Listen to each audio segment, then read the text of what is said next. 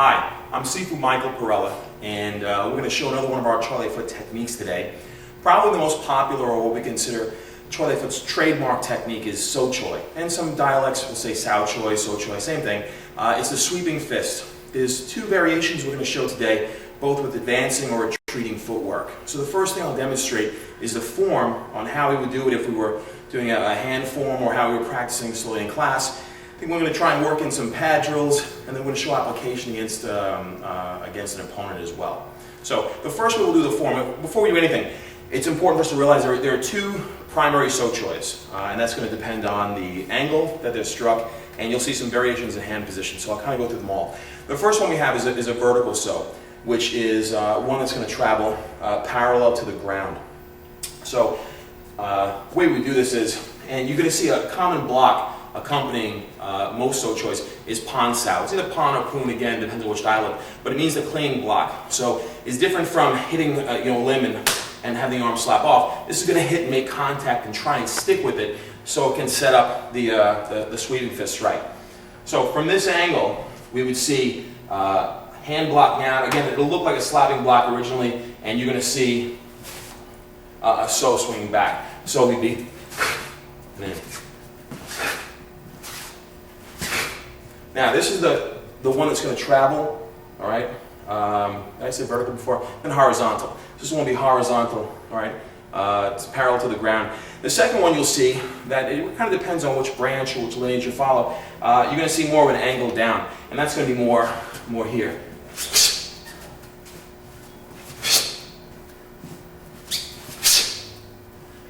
Now you'll notice some differences with the fist. Let me zoom in here a bit. In the horizontal one, you're going to see a striking with the inside of the fist here. So the practitioner is going to have to condition their knuckles, foreknuckle and the inch knuckle, not necessarily striking stone blocks or anything, but pads, heavy bags, things like that, to condition the skin so you are used to striking that surface and your skin won't tear easily. The other way we saw with the angle is to have the thumb in the down position, and that's to pull down here.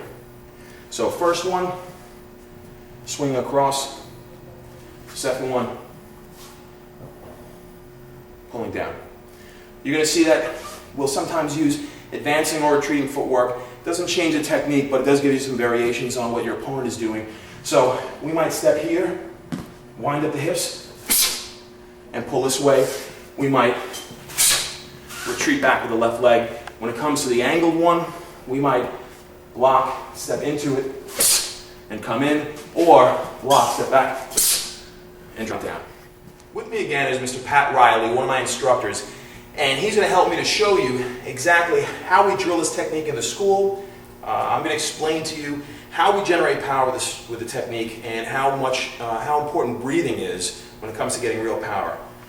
So the first thing we want to realize is that when we breathe out, everyone understands the concept. You lift weights, you got to breathe out, you got to expel the energy and force that you have.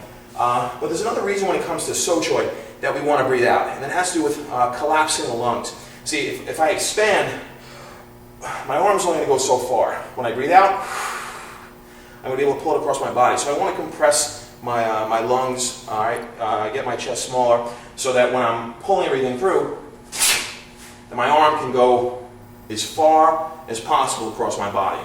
So when we work the technique by itself, and we're going to show a way to drill it in the school, we're going to use both hands, but we want to be able to, from the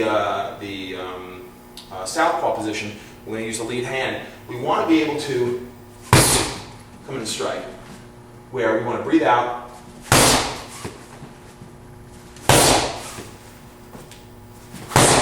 now the thing about this technique, if we're using it here, this hand represents kind of like the front jab, I can block it away, but in reality, if I push this away this way, and I come to hit, I'm kind of knocking something into my punching arm, I'm leaving myself open, so although you see the technique precipitated with Pan or Poon a lot, I don't really prefer to use it off the jab. So if we were to use this in a situation here, I might come on the outside. So that lead hand jab came out, I might step to the outside and come in and strike. For the purpose of just drilling it for force, right?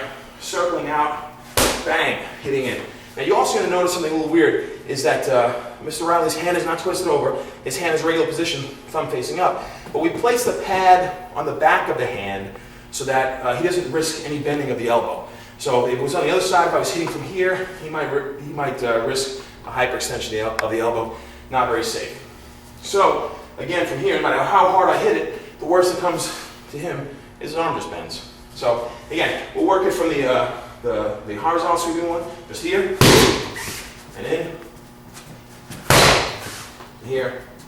Striking surface of the face, the chin, back of the head, ear, any of these areas over here.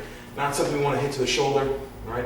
And if the face is facing forward towards me, more likely than not, you're going to be hitting the side of the jaw and the ear with the technique. Don't aim towards the top of the head.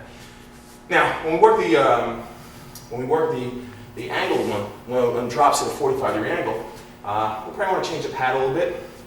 Same concept. Although I'm not really comfortable working it from the lead leg. So this is where we're going to be in a more orthodox fighting stance, where we're going to come down this way.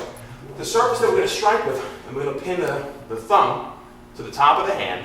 What we want to make sure that we do, just like we're hitting here. Now, if I was using this strike, I'm going to be looking towards the collarbone and towards the neck. I don't want to hit areas that are harder like the face and chin. Not so much.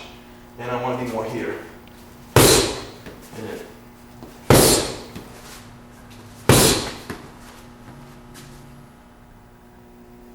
Now, here's a good interactive drill that you can do with your students or do in class or with your classmates. We're going to use the rear hand, and that's going to simulate rear hand cross. So make sure you get good extension, turn the hips. Excellent. So from here, what I want to do is I want to move this out of the way. And again, I don't want to go like this. All right, I want to come here. So I'm going to make contact with this, but I'm going to use some centrifugal force to stick, create an opening, and come in and hit. So in reality, we'll forget this pad for a second. Punch comes in, bang, I want to be right here. So when we train it in class, we can work it this way. Mr. Riley's going to stick out the other hand, not as another attack, but it's going to represent his head. So when it comes to the first one, boom, pop, and right in. And again, the angle, horizontal, it's not going to make a difference. We can come 1, 2, and in. 1, 2.